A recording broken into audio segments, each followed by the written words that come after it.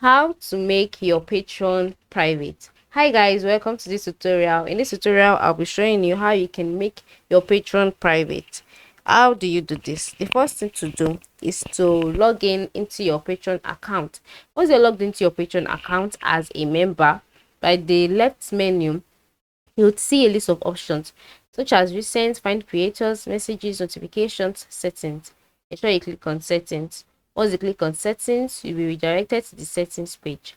On the settings page, in the settings menu, you'll see basics, accounts, email notifications, membership, and then more.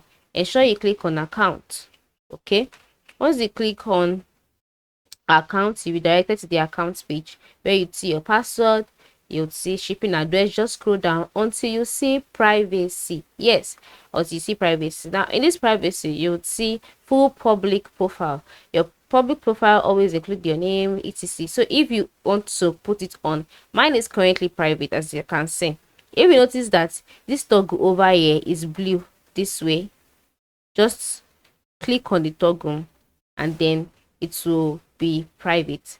It is that simple. And then if you also want your community profile to be private, just go ahead and tap on this toggle this way, and then the settings will be saved and your account would be private. So this is how you can make your Patreon private on your account.